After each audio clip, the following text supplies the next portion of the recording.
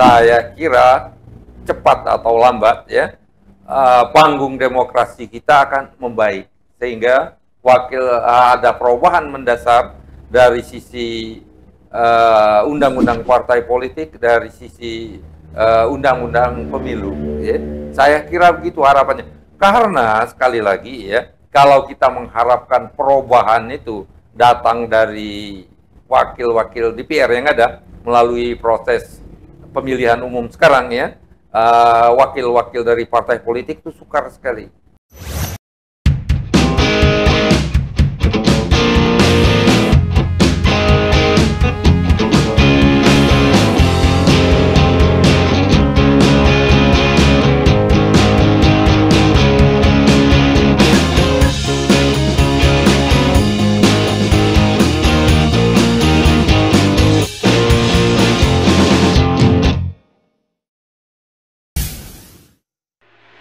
Assalamualaikum warahmatullahi wabarakatuh. Jumpa lagi dengan Kang Mizan di TV Masumi. Pemirsa, kita menyadari sekali ya, perjalanan demokrasi kita ini pada titik nadirnya ya. Segala kita punya kacau balau di pilkada, pilpres tadi demikian buruknya. Masalah ya, undang-undang partai politik, undang-undang pemilu ini demikian buruknya. Nah, yang ini tidak bisa kita biarkan berlarut-larut. Sebagai warga negara, kita terpanggil untuk memperbaikinya. Ya. Bagaimana caranya ini? Untuk ini kita akan berbincang-bincang bertiga ya. Kemungkinan ini ada Dr. Chandra bisa tanya sesuatu dengan saya ya. Dr. Wazri juga bisa bertanya. Karena kita tadi sudah diskusi beberapa lama di sini, di gedung ini, dan beberapa waktu yang lalu mengenai pintu masuk perbaikan demokrasi itu. Yang terlihat di antara kita adalah pintu masuk melalui DPD, Dewan Perwakilan Daerah. Nah, gimana Pak Chandra? Ya, kita tahu bahwa proses demokrasi di negara kita pada akhir-akhir ini tidak sedang baik-baik saja. Setuju, ya. Sejak Pilpres kemarin kita melihat bahwa banyak aspirasi masyarakat yang tidak tersalurkan, termasuk dengan datangnya pilkada nanti. Ya. Nah, ini mengapa? Karena ya dari segi regulasi, dari segi peraturan undang-undang yang bisa saja dirubah ya setiap saat ya untuk memungkinkan masuknya calon-calon yang mungkin tadinya kita tidak tahu atau mungkin tidak potensial atau tidak memenuhi persyaratan untuk masuk, ternyata bisa masuk. Kemudian ada pencalonan calon-calon yang tadinya kita tidak kira bakal masuk, ternyata masuk. Tapi selain itu, sebaliknya ada calon yang sangat diharapkan masyarakat untuk masuk, malah tidak masuk. Nah, jadi ini seolah-olah semacam ada sesuatu yang tidak baik yang sedang berjalan di alam demokrasi kita ini. Nah, ini kita lihat bahwa dari segi parlemen kita punya dua kamar ya, satu DPR dan dua DPD. Nah, kita tahu bahwa DPR ini mempunyai kekuasaan yang lebih besar daripada DPD. Betul. DPR bisa mengesahkan undang-undang, sedangkan DPD hanya bisa mengusulkan. Undang-undang. Nah, jadi di sini kita melihat bahwa ada semacam ketimpangan antara dua kamar ini ya, berbeda dengan yang di Amerika Serikat ya. Di Amerika Serikat itu antara Kongres dengan Senat itu sangat berimbang ya. Berimbang. Setiap undang-undang harus lolos dua kamar. Ya. Nah, kalau di Indonesia berbeda. Nah, jadi kita melihat bahwa DPD ini belum berfungsi dengan baik. Ya. Betul. Jadi mereka ini sangat lemah atau tidak begitu banyak power di dalam legislasi ya. Nah, padahal ini merupakan wakil-wakil dari daerah yang biasanya itu menyuarakan kepentingan daerah. Tapi kita lihat bahwa selama ini tidak begitu menyuarakan kepentingan daerah.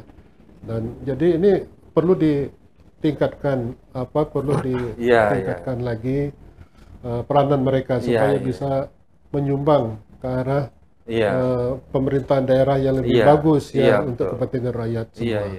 Betul sekali itu Pak Chandra itu. Karena kalau kita mengharapkan dari partai politik untuk perubahan itu sukar ya.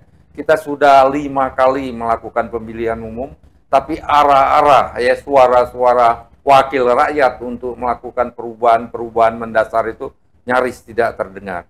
Karena mereka itu terkait dengan pimpinan partai. Kalau suaranya berbeda, bisa direkol ya. Kemudian kalau mereka bisa berbeda, periode berikutnya tidak bisa dicalonkan lagi. Nah, yang ini buruk sekali ya sistemnya itu. Jadi harapan satu-satunya itu dari Dewan Perwakilan Daerah. Dewan Perwakilan Daerah betul dia tidak punya otoritas ya untuk membuat undang-undang ya, untuk melakukan legislasi, tapi mereka bisa bersuara dengan keras ya. Coba kita bayangkan ya, orang-orang seperti Faisal Basri atau Rizal Ramli ya, almarhum dua-duanya. Kalau mereka itu jadi duduk di anggota DPD, suara mereka gemanya akan berbeda dibandingkan daripada mereka bersuara di jalan seperti sekarang ya. Banyak sekali Ihsanuddin Nursi dan lain-lain kan bersuara di jalan, mereka berteriaknya itu seperti di tengah lautan. Selain itu, ya orang-orang seperti ya mereka dan kita juga ya. Refli Harun, Rocky Gerung. Nah ya, sumber-sumber yang mereka miliki terbatas juga kan. Untuk melakukan analisa kan perlu pendanaan segala macam itu. Tapi kalau mereka di DPD, mereka mempunyai pendanaan. Berarti mereka bisa hiring orang expert, bisa bersuara, menyelenggarakan seminar, dan mereka itu akan menjadi public pressure yang keras sekali.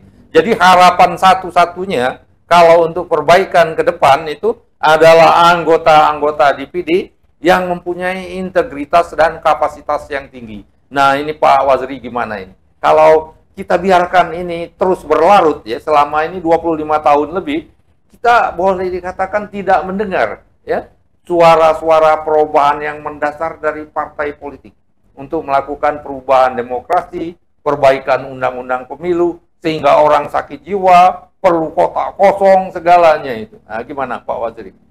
Ya Pak, jadi karena begitulah nasib kita ini punya anggota legislatif. Iya, iya. Terpaksa kita mengusulkan yang aneh-aneh. Seperti usulan kotak kosong. Walaupun cagupnya 3. Ya. Yang pakai kotak kosong kan harus 1. Baru kotak kosong. Tetapi karena semua pembuat kebijakan di negeri aneh-aneh, kita terpaksa memutar otak. Bagaimana caranya? Walaupun calonnya 3, tetap kita usulkan kotak kosong. Betul. Karena mereka tidak bekerja. Dan kata Bapak tadi DPD. DPD ini sebenarnya kita harus ubah nih peraturan undang-undangnya. Supaya hak mereka itu sama dengan DPR. Betul. Kalau DPR memutuskan sesuatu atau membuat undang-undang perburuhan atau membuat undang-undang yang selalu didemo orang, dia harus meminta persetujuan DPD. Nah, setuju sekali. Jadi kalau salah, mereka berdua. Kalau ini salah, DPD gigit jari. Kenapa? Karena tidak sempat memberi pendapat. Karena hanya duduk di kursi, menerima gaji, dan yang tidak ada gunanya. Sepakat sekali Pak Waziri. Dan untuk memperjuangkan itu, ya anggota DPD itu sendiri, mereka itu mempunyai otoritas, mempunyai apa itu namanya imunitas untuk bersuara dan memperjuangkan, supaya mereka itu jangan seperti apa ya, nggak makan gaji aja. Mereka itu memperjuangkan supaya DPD mempunyai hak legislasi juga, antara lain ya. Nah, kalau kita bersuara seperti di sini, ya suara kita ini hanya sampai pada tataran akademis saja. Tapi kalau banyak anggota DPD ya yang bersuara keras untuk melakukan perubahan, saya kira cepat atau lambat ya panggung demokrasi kita akan membaik, sehingga ada perubahan mendasar dari sisi undang-undang partai politik, dari sisi undang-undang pemilu ya. Saya kira begitu harapannya, karena sekali lagi ya, kalau kita mengharapkan perubahan itu datang dari wakil-wakil DPR yang ada melalui proses pemilihan umum sekarang ya, wakil-wakil dari partai politik itu sukar sekali. Karena yang masuk itu diseleksi oleh partai. Mereka harus loyal pada partai. Tidak boleh bersuara berbeda dengan rakyat.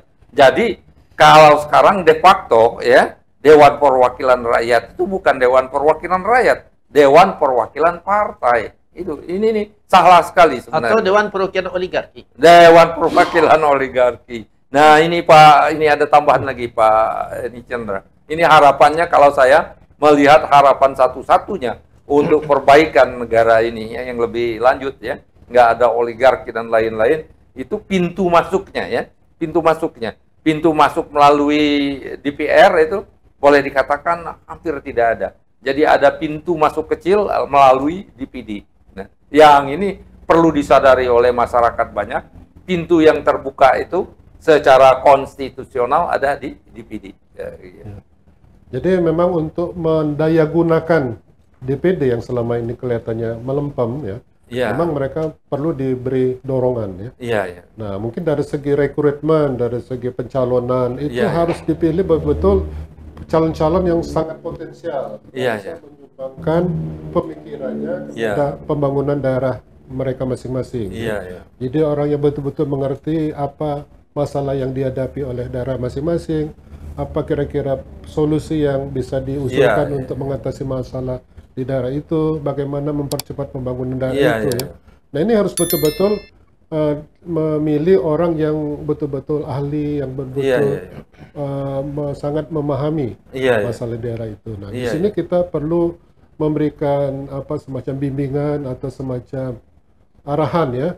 Mungkin karena ini tidak melalui kader-kader parpol tapi dari individu-individu. Jadi perlu adanya semacam bimbingan lah pada calon-calon tersebut, bagaimana menciptakan suatu solusi terhadap permasalahan yang di daerah itu, kemudian bagaimana nanti mereka melaksanakan fungsinya sebagai anggota DPD. Saya kira ini perlu dicerahkan ya. Mungkin dari Partai Masyumi bisa memberikan sumbangan bagaimana meningkatkan efektivitas mereka setelah mereka menjadi anggota parlemen ya. Jadi perlu dipikirkan juga. Betul sekali Pak Chandra. Kita perlu mengadakan membangun kesadaran masyarakat ya, bahwa pintu DPD ini penting sekali ya.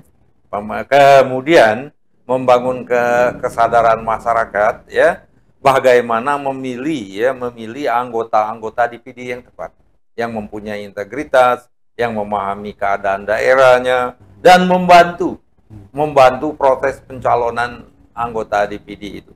Karena untuk menjadi anggota DPD itu berat ya, masalah persyaratan dukungan KTP, kemudian masalah wilayah yang sangat luas ya. Itu ada berapa ribu kecamatan atau berapa ribu TPS yang sangat sukar sekali dikontrol oleh calon itu. Sebenarnya dapat suara berapa dia nggak begitu tahu ya, dapat suaranya di kecamatan apa dapat suaranya di rakyat. Nah, yang ini harus dibantu oleh masyarakat ya. Ini karena kalau tanpa dukungan dari masyarakat ya, mimpi kita di 2029 akan banyak anggota DPD yang keren, yang hebat itu sukar sekali terwujud. Mungkin baru akan terjadi 2024 ya. 2034 ya, 2029 2030. 10 tahun lagi. Ya, atau 2039 ya.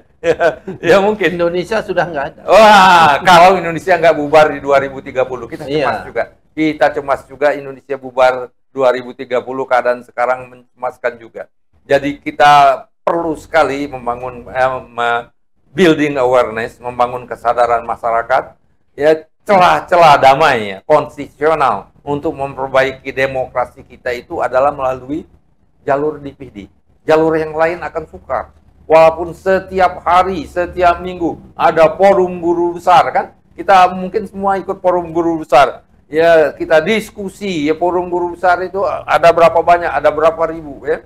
Itu gemanya, efektivitasnya kecil sekali itu. Itu forum guru besar setiap minggu kan? Ada berapa forum guru besar? ada 1000 forum guru besar IPB, UGM, UI, segala itu bersuara. Semuanya seperti berteriak di tengah lautan itu. Nggak didengar semua itu suara-suara mereka itu. Nah ini kalau Pak Waziri langsung ngambil jalan pintas buat kotak kosong supaya nggak terganggu jiwa orang ini. Ya. Nah, itu Pak Waziri, gimana kira-kira supaya idealisme kita di 2029 itu ada mulai terjadi arah-arah perubahan sehingga lembaga kekuasaan legislatif kita akan menjadi lebih baik. Mudah aja Pak. Nggak usah tahun 2029. Iya. 2024 atas setelah 20 Oktober. Itu DPR baru ya. November baru. DPR baru. Iya, okay. Sekarang orang-orang yang terpilih itu kita minta sekali 6 bulan. Iya. Menjawab pertanyaan kata Bapak tadi. Iya. Forum guru besar di daerahnya. Iya. Kalau misalnya utusan Jakarta Selatan. Iya. Dan Jakarta, dia harus menjawab semua pertanyaan dari forum guru besar. Iya. Guru besar ini, Pak, adalah guru besar yang idealis. Iya. Yang tidak terbuka matanya melihat uang oligarki. Iya. Kalau guru besar itu terbuka matanya melihat uang oligarki, maka itu bukan guru besar. Iya. Ini guru besar yang sebenar-benarnya. Iya. Maka anggota DPD yang sekarang bergembira itu menunggu 6 bulan lagi menjawab pertanyaan dari forum guru besar. Guru besar. Iya. Anggota DPR yang katanya happy karena lolos, 6 bulan lagi harus mempertanggungjawabkan hasil kerjanya dengan pertanyaan guru besar. Iya, harus menjawabnya. Ya, berarti kalau sudah begitu Pak, buruh tidak perlu demo. Iya. Rakyat tertindas tidak perlu demo. Iya. Oligarki ketakutan separuh mati. Karena dia boroknya akan terbongkar dari pertanyaan guru besar. Iya.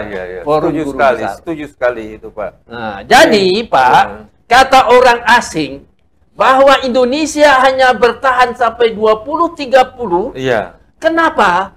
Itu sendiran-sendiran besar kepada penguasa negeri ini yang masih bertele-tele mengurus pengabdiannya. Betul. Ada penguasa yang memikirkan uang, menyimpan rekeningnya bertriliun-triliun di luar negeri dengan cara mengambil uang nikel yang telah dijual tapi uangnya tidak masuk ke Indonesia, kata Faisal Basri almarhum.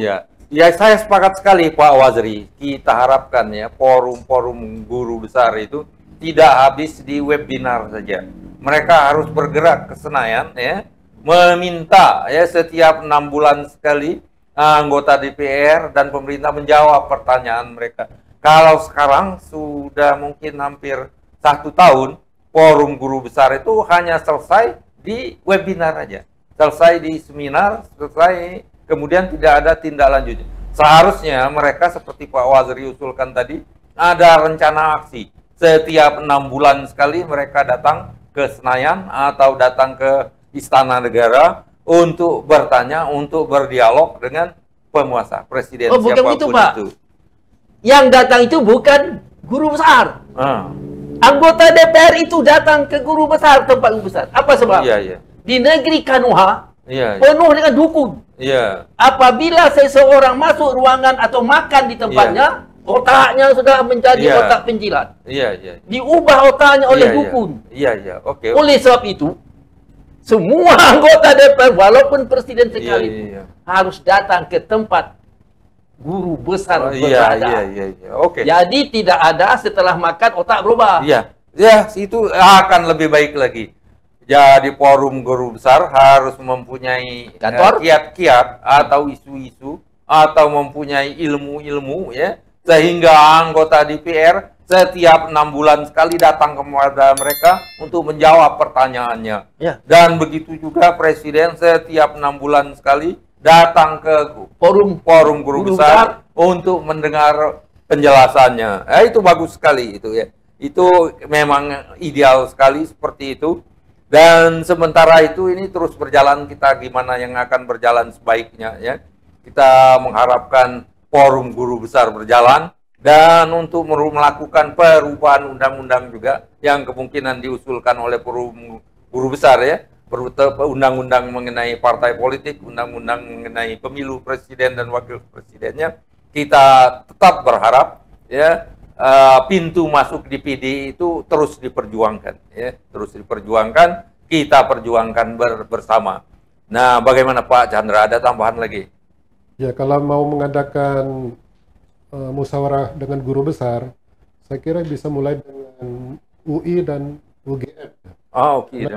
Dua institusi itu merupakan lembaga yang selama ini sangat bersuara keras ya. Terhadap ketimpangan yang telah terjadi baik dalam segi ekonomi maupun demokrasi. Nah, ini perlu dihadapkan dengan para guru besar yang mungkin bisa mengkritisi kebijakan-kebijakan pemerintah, kebijakan apa yang dilakukan oleh DPR ya, dan mungkin mereka juga bisa memberikan jalan keluar bagaimana jalan keluar terhadap permasalahan bangsa ini. Jadi kita harapkan bukan hanya UI dan UGM, tapi juga di forum-forum lain di seluruh Indonesia. Jadi semua sivitas akademika di seluruh negara bisa ikut berpartisipasi di dalam membangun komunikasi dengan anggota DPR, DPD, dan juga memberikan solusi terhadap permasalahan bangsa. Oke. Kita harapkan yang terbaik lah, gimana itu forum guru besar jalan ya, gagasan pintu masuk DPD jalan. Kalau jalan dua-duanya akan lebih ideal. Salah satunya jalan itu cukup baik ya, dua-duanya gagal itu malah petaka. Malah petaka, kemungkinan Indonesia bubar 2030 sangat dekat. Kalau salah satunya tidak jalan, pintu DPD tidak terbuka, forum guru besar tidak didengar. Demikian pemirsa, saya kira. Kita harap kepada oligarki di negeri ini, tolong kasihani kami bangsa Indonesia.